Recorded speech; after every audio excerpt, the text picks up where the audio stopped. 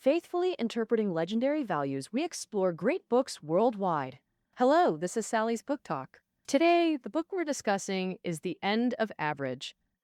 The subtitle is How to Succeed in a World That Values Sameness. In modern society, we always compare individual performance to averages. Students are judged by how far their test scores exceed the norm, the higher the better. But psychologists use questionnaires to assess personality, labeling people as more extroverted or introverted, rational or emotional than average, believing the average defines normality. By measuring deviations from average standards, we think we can evaluate individuals accurately. But substantial evidence shows this average-based thinking is flawed. Take child development. Scientists calculate average ages for milestones from behavioral samples, treating this as a standard timeline. American scientist Karen Adolph discovered diverse patterns in how babies transition from crawling to walking.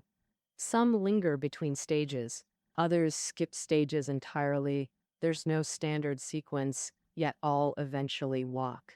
Author Todd Rose argues such cases reveal average standards as statistical fabrications. Using averages to measure individuals through tests, personality quizzes, or development timelines overlooks unique traits and potential, leading to misjudgment. Rose is a Harvard Graduate School of Education professor and directs Harvard's Laboratory for the Science of Individuality. The science of individuality, an emerging field, rejects averages. It focuses on unique traits and designs environments to unlock potential. The book spans 9 chapters and 230,000 Chinese characters. Rose details the history of average-based thinking through case studies, critiques its flaws, and suggests how to abandon it to nurture individual potential. Recommended by Facebook CEO Mark Zuckerberg and director Steven Spielberg, science writer Wan Weigong notes in the Chinese preface.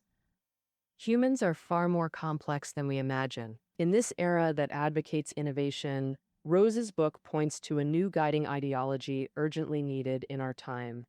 Next, I'll break down the book's main content into 3 parts for you. First, how the idea of average standards developed. Second, what problems exist with the idea of average standards. Third, how to better unleash individual potential. Let's start with the first part, how the idea of average standards developed. In establishing and promoting this idea, 4 figures played key roles. The first key figure is a Belgian, Adolphe Quetelet, born in 1796. He was originally an astronomer, but later Belgium experienced a social revolution, and the Belgian observatory was occupied by opposition forces. Thus, Quetelet shifted his focus to the field of sociology. In astronomy, scientists measure data like planetary velocities multiple times and average them to eliminate measurement errors, getting as close as possible to the true value. Quetelet applied this method to social sciences, calculating all available social data to derive averages like human height, weight, and lifespan at the time. Quetelet claimed that every person is a copy created according to a standard template. Copies always have flaws and deviations compared to the standard template, and the average represents the ideal template. The closer an individual is to the average, the more perfect they are. And Quetelet had an extreme aversion to those who deviated significantly from the average. He believed that any deviation from the average standard would lead to deformity and illness. Quetelet's theory brought order to chaotic population data and aligned with people's impulse to label others. Thus, his theory quickly gained popularity. Many governments used average population data to formulate various social policies. Quetelet ushered in the era of averages in human society, making the average the norm from then on. If people find themselves too far from the average, they feel something is wrong with them, leading to anxiety. The second key figure in promoting the idea of average standards is the British scientist Francis Galton. And Francis Galton was born in 1822. His cousin was the famous biologist Darwin. Like Ketlet, Galton believed that average standards were the scientific basis for understanding humans, but he had a key difference from Ketlet. Uh, Quetelet believed the average standard was the perfect model, and those deviating too far from it were deformities. But Galton argued that average meant mediocrity, and only above average was excellence. Building on Quetelet's theory, Galton introduced the concept of ranking. He divided humans into 14 ranks, using average as the scale, from low-grade imbeciles to average ordinary people up to top-grade exceptional individuals. Yeah. For many, it's an unquestionable truth that above average is excellent and below average is lousy. But actually, this concept only emerged about a century ago. Galton had another influential view. He believed different abilities within a person were consistent. If someone had outstanding intelligence, their courage and integrity would be equally outstanding. If someone's math ability was below average, their language skills and moral standards wouldn't be good either. This overgeneralization remains common today, like assuming low-income people are lazy and unintelligent. The third key figure was American management expert Frederick Taylor. While Quetelet and Galton built the theory, Taylor applied average standards practically. Born in 1856 in Pennsylvania to a wealthy family, after college, he worked at a hydraulic plant and then a steel company. Factories then suffered from slow production and inconsistent quality. Taylor applied average standard thinking by creating standardized processes to boost efficiency. He'd break work into steps and optimize each step's efficiency. Take shoveling coal. He improved the motion, per shovel amount, and weight. Once optimized, he'd standardize the workflow and train all workers to follow it uniformly. Taylor believed factories needed not thinkers, but average standard workers following procedures. He later wrote The Principles of Scientific Management, detailing his methods. This book was published in 1911, translated into over a dozen languages, and became a worldwide bestseller. From the United States and the Soviet Union to Germany and Japan, from automobile production and food processing to banking and hospitals, companies worldwide in all industries operate according to scientific management methods, and this continues to this day. The fourth key figure in promoting the idea of average standards is American psychologist Edward Thorndike. Thorndike was born in 1874. His most influential achievement was introducing the idea of average standards into education, establishing the standardized system of modern education. Thorndike believed that some people are born with brains that react faster than others. They not only excel academically, but also achieve better results in future work. Whereas those who perform poorly in studies do so because their brains are naturally slow and they will never amount to anything in life. In Thorndike's view, the purpose of school is not to enhance students' abilities, but to grade them based on their innate ability levels, then send the good students to university and the poor students to factories as workers. The method for grading students involves referencing scientific management, establishing a standardized educational process, then conducting standardized tests to assess students' ability levels based on scores. Based on the average levels of students of different ages, Thorndike compiled standardized textbooks for various subjects and pioneered standardized tests for mathematics, English, reading, and other subjects. To this day, the modern education system still operates according to Thorndike's ideas, using standardized education and tests to select the best and eliminate the worst among students. With that said, let's summarize the first part. The development of the idea of average standards is related to four people. Quetelet was the first to regard the average level as a measurement standard. Galton used average standards to classify humans. Taylor introduced the idea of average standards into businesses, establishing standardized processes. Thorndike used the idea to build the modern education system. The idea of average standards has contributed to societal development in many ways.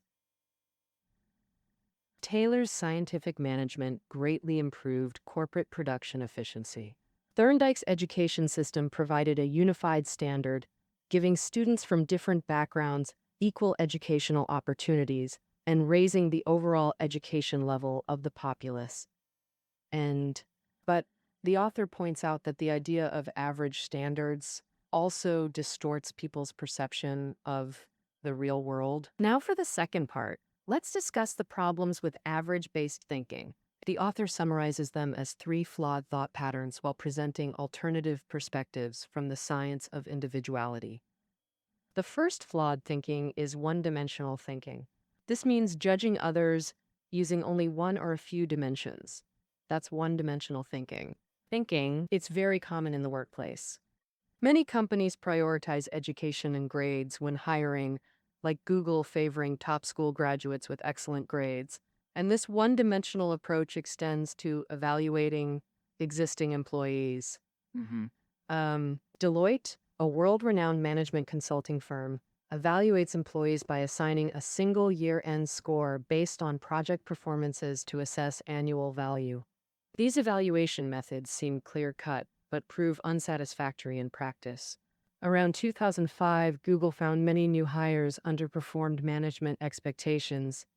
Many Google employees felt the company overlooked talented candidates who weren't standouts academically.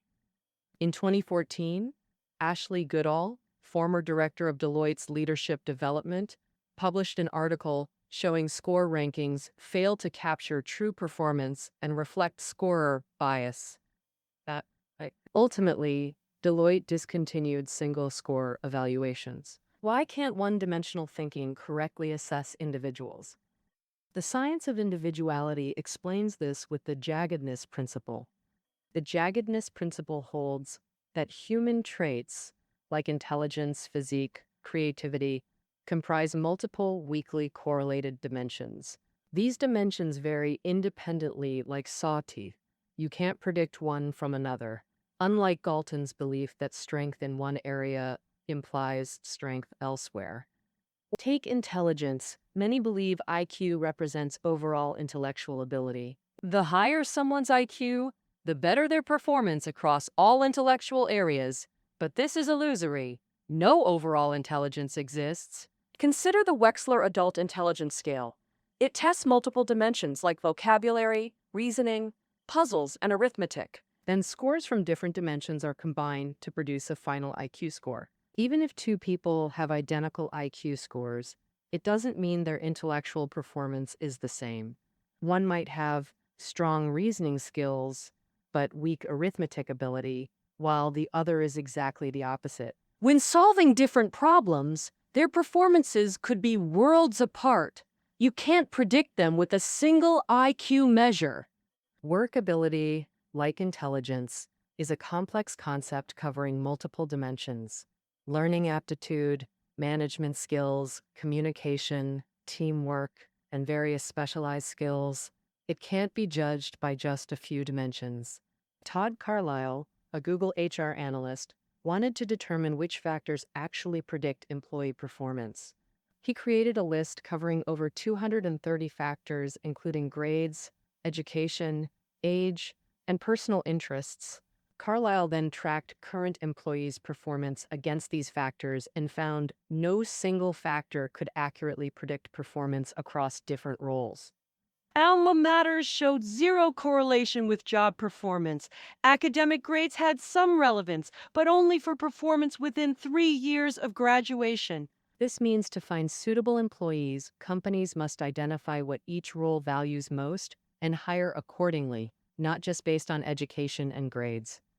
Using one uniform standard to hire for different roles is the second error of average-based thinking. The thinking is essentialist thinking. Essentialist thinking believes in stable, unchanging personality essences. It assumes a person's behavior across situations aligns with their core essence. This is the product of essentialist thinking. Familiar to us as personality traits. Psychologists design tests with questions, compare results to average standards, and categorize people into traits like extroverted or introverted, or rational or emotional. In daily life, we habitually describe people with terms like optimistic, driven, impulsive, or willful. We assume these traits are stable, but numerous studies show unchanging personality essences don't exist. Professor Yurichi Shoda from the University of Washington is a leading researcher in child development. To explore personality correlates, he tracked 84 children at a summer camp, analyzed behavior patterns, and discovered each child displayed different personalities in different situations. Quote, I love as the summer camp. One child might be outgoing in the cafeteria but introverted on the playground. Another child might be outgoing on the playground but introverted in math class. This isn't to say personalities change randomly. Yuichi Shoda believes personality has stability within specific contexts. If someone drives cautiously today, they'll likely do so later. But that doesn't mean they're cautious at work. In the science of individuality, Shoda's view is called the principle of context. This principle states there's no fixed personality essence. Personality and context are inseparable. You can't discuss personality without context. For instance, we can't say Jack is an extrovert. He might be outgoing in some situations and reserved in others. We can only say Jack is outgoing at work or when with close friends. The principle of context reduces prejudice and fosters better relationships. When someone seems hard to get along with, this principle reminds us it's not their fixed nature, but their reaction to the current situation. This awareness makes us more willing to understand and respect others, the foundation of healthy relationships. Meanwhile, we can consider, why do they act this way here? Do they behave differently in other contexts? From this perspective, the principle of context offers more ways to understand behavior, making us more patient and tolerant in interactions. The third flawed thinking in average-based ideology is normative thinking, believing there's only one right path to goals. People assume babies should learn to walk according to standard charts. Aspiring scientists must ace high school, attend elite universities, earn PhDs, secure academic jobs, specialize, and achieve all in a set sequence. But as stated earlier, each baby has a unique developmental sequence, and scientific careers are no different. Dr. Katie Milkman from the University of Amsterdam studied scientists' career paths and found no single route to success. Approximately 55% of scientists succeeded through the so-called standard path, while the rest followed unique paths. Some started research late, others switched fields multiple times before achieving results. Take the author himself. He was expelled from high school at 18 due to poor grades, then spent years working odd jobs to support his family. Later, through self-study, he enrolled at Weber State University, and after graduation, became a teacher at Harvard Graduate School, dedicating himself to the science of individuality. From the perspective of the science of individuality, people can achieve the same goal through many different methods. Everyone can find the path best suited to their own characteristics. The author calls this perspective the pathway principle. The author himself exemplifies this. Though expelled from high school, he graduated college with straight A's, not because he became smarter, but because he found a learning path that worked for him. And then, The school advised him to complete math and English courses freshman year, but knowing he'd perform poorly in those tedious classes, he postponed them to sophomore and senior years. He prioritized courses involving discussions and expressing opinions. By focusing on these first, he adapted to college life, developed study skills, and had more time to prepare for math and English, making those courses easier later. This is the pathway principle. The pathway principle also states that learning speed is irrelevant. Slower pacing doesn't indicate inferior ability. Benjamin Bloom, one of America's most renowned 20th century education scholars, divided students randomly into two groups to learn an unfamiliar subject. Group 1 was the fixed speed group, where teachers covered set content in fixed time per the curriculum. Group 2 was the self-paced group, where students controlled how long they spent on each topic. Total course duration was identical. After the course, both groups took an exam, with scores above 85% considered mastery. Results showed only 20% of Group 1 met the standard, versus over 90% of Group 2. Let each student learn at their own pace. This was hard to achieve in the past, but with technological development, we can now do it. We, Sally's Book Talk, previously discussed the flipped classroom of Khan Academy. Khan Academy is a world-renowned online education organization. Through its learning software, students can independently speed up or slow down their pace, learning new knowledge only after mastering the current one. By tracking student progress, Khan Academy found that all students have different learning paces. Even for the same person, they may learn different content at different speeds. All right, with that said, let's summarize the second part. Average-based thinking has 3 flawed thought patterns. Among them, one-dimensional thinking advocates using a few dimensions to measure others, whereas the science of individuality advocates the jaggedness principle, which holds that many human traits vary like saw teeth, high in some areas, low in others, and you can't judge one dimension from another. Average standard. Essentialist thinking in the ideology believes in a stable, unchanging personality essence. But the science of individuality advocates the principle of context, which holds that personality and context are closely related, and you can't separate them.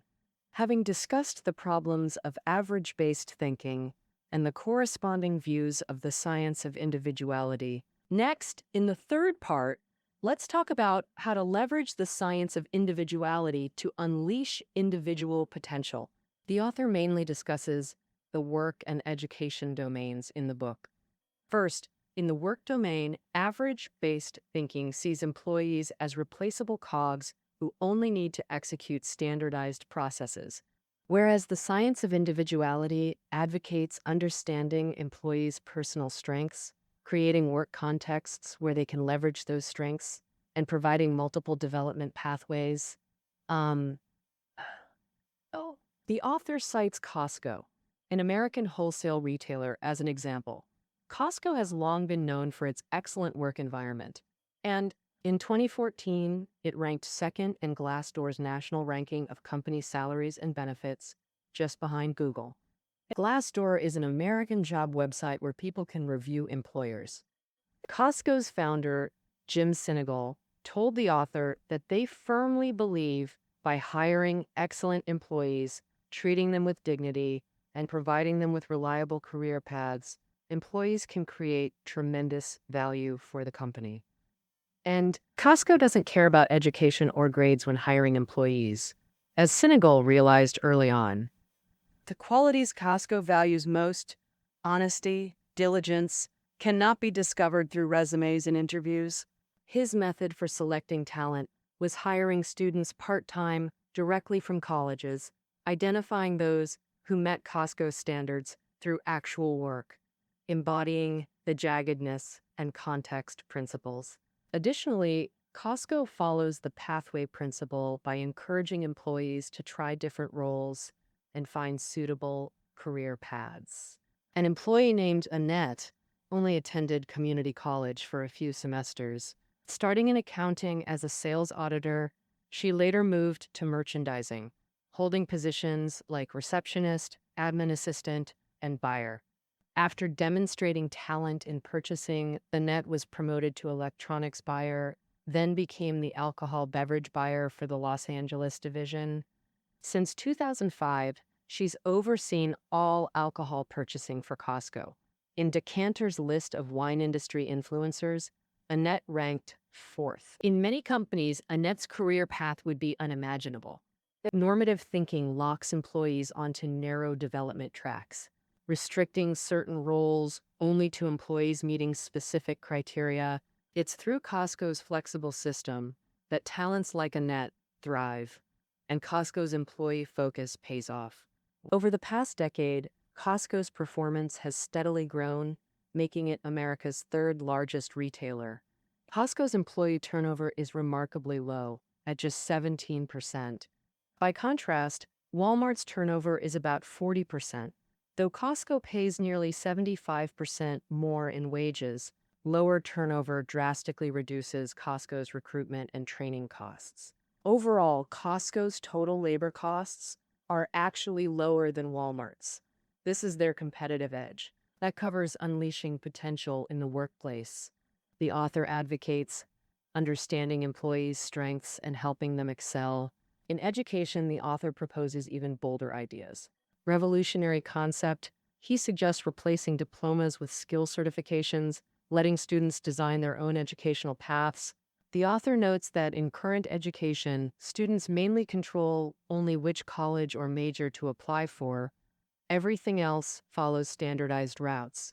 Pass standardized entrance exams, complete required courses, and earn credits. After 4 years, you get a diploma, but it only means you've completed 4 years of college education. Different students master different courses to varying degrees, yet diplomas don't reflect these differences. Students in the same major end up in diverse jobs, but standardized education fails to provide varied skills. After sacrificing 4 precious years and high tuition, graduates' abilities often mismatch their actual work. And if someone fails a non-major course, even with straight A's in core subjects, they can't get the diploma to pursue related work. In the author's vision, certification grants credit for the smallest learning units, proving mastery of specific knowledge or skills. For example, complete calculus, circuit design, or WWN history, get a certificate. Assessing ability, not scores. Students earn certificates only by demonstrating required skills, abilities, and knowledge. Multiple certificates combine to earn higher-level certifications. Want to be a mobile game designer? No need for a 4-year computer science degree. Just earn certificates in programming theory, mobile devices, coding, computer animation, and graphic design. Collect those 4 certificates and you qualify for a mobile game designer certification. This system lets students freely choose paths, combine certs for job-specific skills, bypass standardized education, even using online courses for certifications. In reality, some universities already trial this approach. Hundreds of U.S. universities offer open online courses, including Harvard and MIT, with MOOCs, granting certifications upon completion. Note, the author's views stem purely from career-development practicality. The author admits replacing diplomas with certifications is radical.